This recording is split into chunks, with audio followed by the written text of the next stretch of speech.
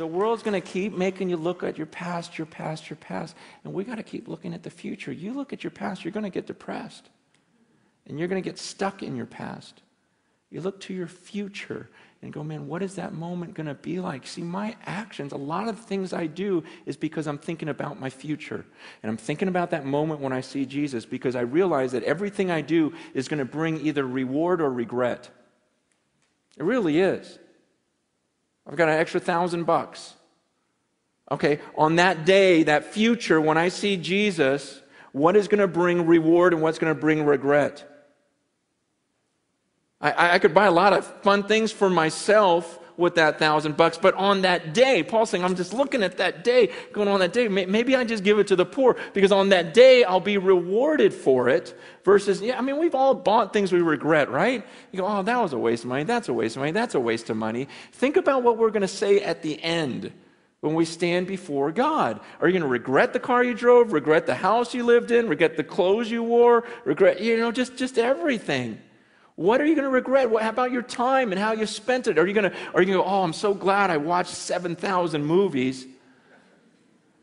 Or are you going to regret, wow, I wasted all of that time down? It's about the future. Paul's going, man, what am I going to look forward to at the end? I'm going to bring an illustration this is like the first illustration I did. It was 20 years ago, but I can't think of a better way to explain it. I actually didn't use a rope back then. I used remember computer paper?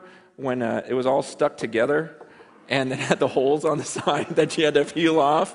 Remember that? I remember getting a roll, and some of you guys have no idea what I'm talking about, which is crazy to me. But because that was the best, and it never worked right because of the rolling things. But I remember being a youth pastor, and I put that computer paper all the way around the room, and but I'm going to use a rope now because I can't find that computer paper.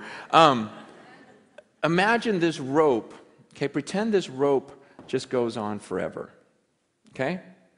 Just imagination. Pretend it goes around the world a few times. It doesn't. It ends at the rock. But let's just imagine this thing goes on forever. Now imagine that this rope is a timeline of your existence. You just exist forever. You see this red part? This would represent your time on earth. You've got a few short years here on earth, and then you've got all of eternity somewhere else. This is your existence.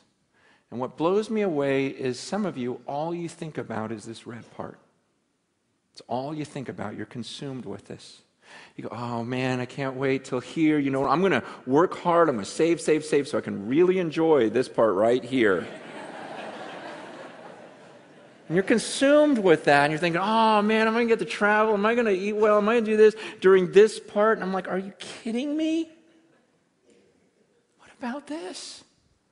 What about this? What about all this stuff? It's crazy to me because the Bible teaches that what I do during this little red part determines how I'm going to exist for millions and millions and millions of years forever.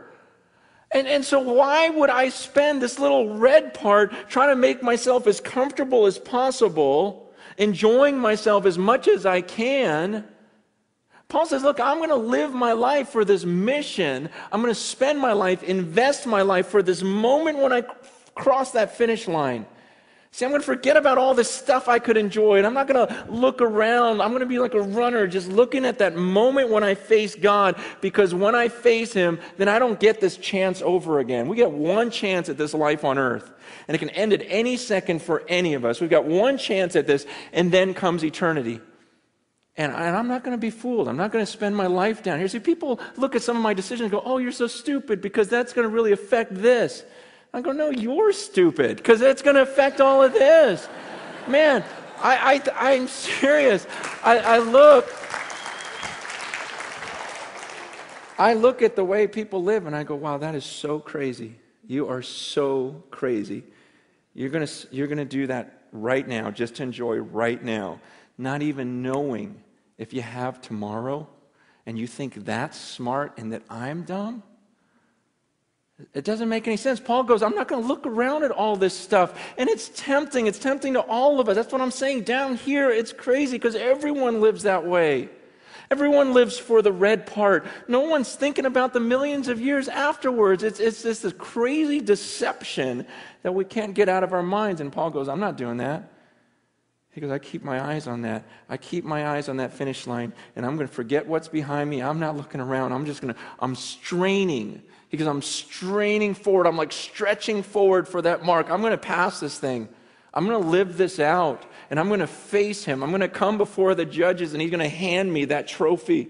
He goes, I'm going to get it. And I haven't gotten there yet. He goes, but you better believe I'm using every muscle, exerting every bit about me, because I'm going to pass that line well.